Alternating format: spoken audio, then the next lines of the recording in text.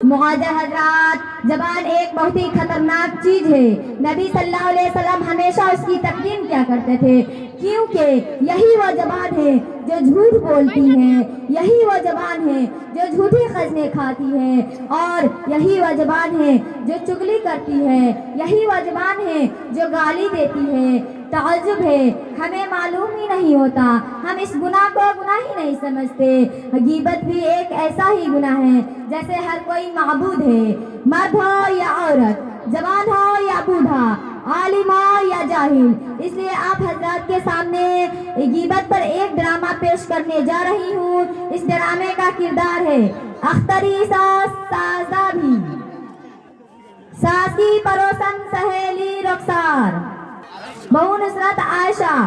आप हजरात से गुजारिश है कि इस ड्रामे को गौर से देखें और इस गुनाह से बचने की कोशिश करें इंशाअल्लाह। अस्सलामु अलैकुम रहमतुल्लाहि व बरकातुहू। वालेकुम अस्सलाम। बहुत दिन हो गए मुलाकात नहीं, बैठो बैठो।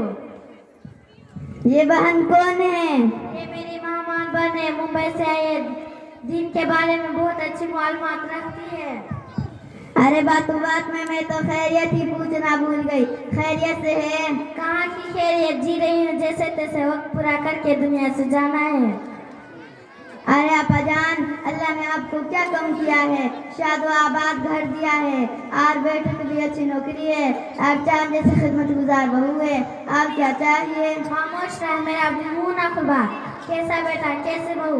उनको तो बुरे लोगों की जरूरत का एहसास ही नहीं कि किस हाल में है, तबीयत कैसी है, क्या खा रहे हैं, किसी को फिक्र नहीं। बस हमको अपने लिए बोझ समझते हैं और सोचते हैं जल्द से कैसे छुटकारा मिलना उनसे। और बहू रानी का पूछो न को, नवाबजादी की सुबह 9 बजे होती है, ना घर की सफाई, ना नाश्ता, ना चाय, ये सारी बातें घर के बड़ों के सिखाने से आती है।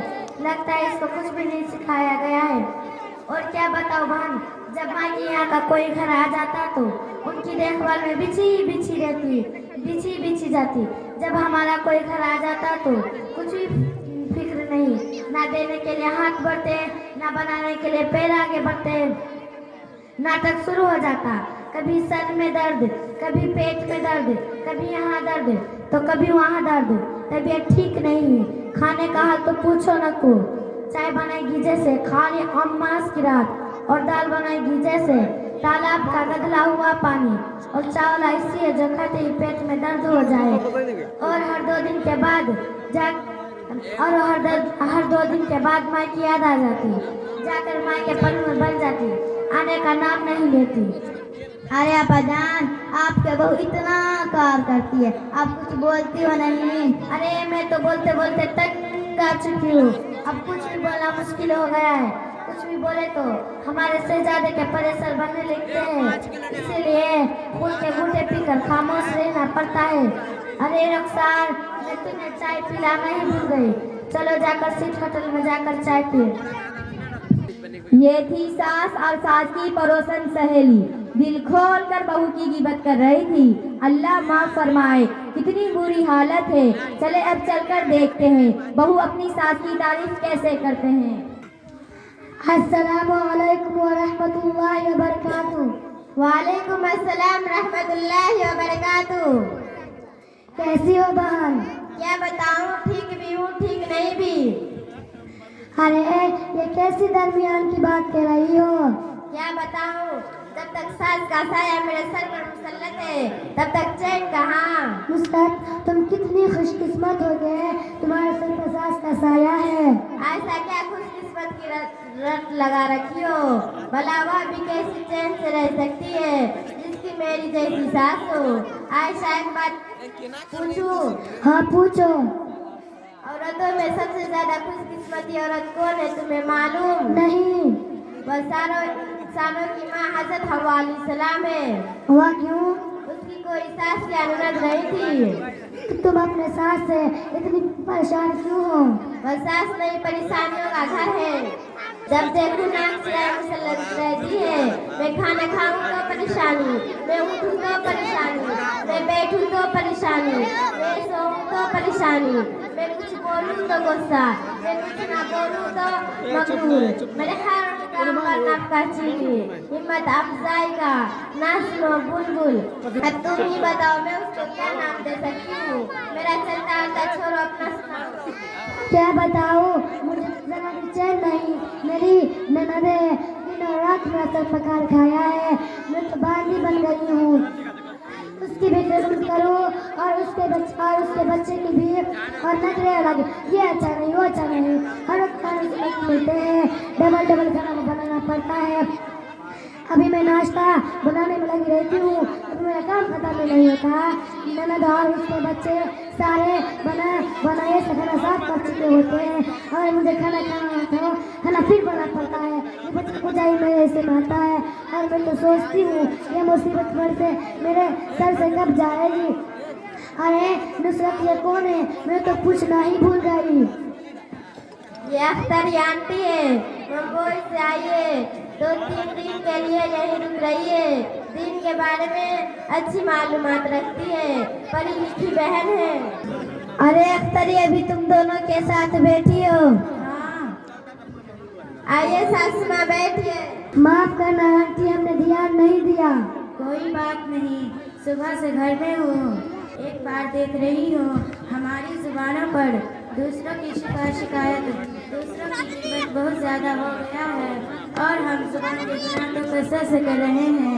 अल्लाह ही हमें माफ़ फरमाए। और हम औरतों की तो बहुत बुरी आदत हो गई है, जहाँ 2-4 जमा हो गई, दूसरों की तस्वीर, दूसरों की चुगली हमारी तबीयत का हिस्सा बन गया है। महज वक्त तो गुजारे के लिए हम गिबत करना शुरू कर देते हैं, और उसके नुकसान का ज़रा भी अंदाज़ा नहीं। सुबह साजदा भी आया, उनके पड़ोस की बातों पर मैंने गौर किया, और अब लोगों की बातों पर मैं गौर कर रही थी। ये सारी गुफ्तगू गिबत है। गिबत की हो गई? हम जो हकीकत की वही कह रही थी, कुछ गलत तो नहीं कहा? हाँ, अरे मेरी बहनों, सुनो तो, गिबत कहते ही है उसको जिसकी तुमने गिबत कर रही हो, उसकी पीठ पीछे बुराई बयान करना। अगर तुम ऐसी बात कह रही हो जो उसमें नहीं, तो वो बहतान है। दोनों सूरतों में गुनाह लिहाजा है। बहतान, गिबत और बहतान बहुत बड़ी गुनाह है। गिबत के बारे में कुरान मजीद में क्या कहा सुनो। औज़ु बिल्लाहि मिनश शैतानिर रजीम, बिस्मिल्लाहिर रहमानिर रहीम। और क्या तुम में से अपने मुर्दा भाई का गोश्त खाना पसंद है? क्या तुमको इससे घिन नहीं आएगी? अल्लाह से डरो। रसूलुल्लाह सल्लल्लाहु अलैहि वसल्लम ने फरमाया, लोगों, नाक के बल, हाथ के बल, जुबान की बातें ही कराए हैं। ये गुनाह दिखने में मामूली नजर आता है, पर इसमें लज्जत बहुत है। खुदा न करे अगर किसी को इसकी रट लग गई तो उसकी आखिरत की बर्बादी में कोई शक नहीं। हमारी आखिरत क्यों बर्बाद होगी? क्योंकि जब तुम किसी के पीठ पीछे बुराई करेगी तो हमारी नेकियां उसको दे दी जाएगी जिसकी हमने गिबत की है। नामानो अमाल से नेकियां खाली हो जाएगी। फिर भी अगर उसका हक बाकी रहा तो उसके गुनाह हम पर लाद दिए जाएंगे। अरे मेरी प्यारी बहन, मुझे तुम्हारे गुफ्तगू सुनकर ये एहसास हुआ कि अरे मेरी प्यारी बहन, मैंने तो बहुत सी लोगों की गिबत की है और पीठ पीछे बुराइयां की है, और इतने बड़े गलती को जुबान से छुटकारा टाइम पास का जरिया समझती थी, और मैं वादा करती हूँ आइंदा से कभी भी किसी के पीठ पीछे बुराइयां नहीं करूँगी और जुबान की सारी गुनाह छोड़ दूंगी इंशाअल्लाह। अख्तरी आंटी, अल्लाह आपको जज़ा खैर दे। आपने तो आँख पर लगी पट्टी खोल दी। हमें पता भी नहीं था कि गिबत भी एक गुनाह है। मैं वादा करती हूँ आइंदा से मैं किसी की पीठ पीछे बुराइयां नहीं करूँगी। मुझे एहसास हुआ। सासू माँ, हमें माफ कर दीजिए, हमने आपके पीठ पीछे बहुत सी बुराइयां की है। अरे अख्तरी, हमने तो बहुत से लोगों की गिबत की है और पीठ पीछे बुराई की है। अब हम क्या करें? सबसे पहले अल्लाह से तौबा करो, फिर उससे माफ़ी मांगो जिसकी आपने गिबत की थी। जज़ाकल्लाह खैरा। अख्तरी तुम्हारा बहुत बहुत शुक्रिया, तुमने मुझे इतने बड़े गुनाह से बचाया। आंटी हमें माफ सास माँ हमें माफ कर दिया। जी हमने आपके पीठ पीछे बहुत सी बुराइयां की है।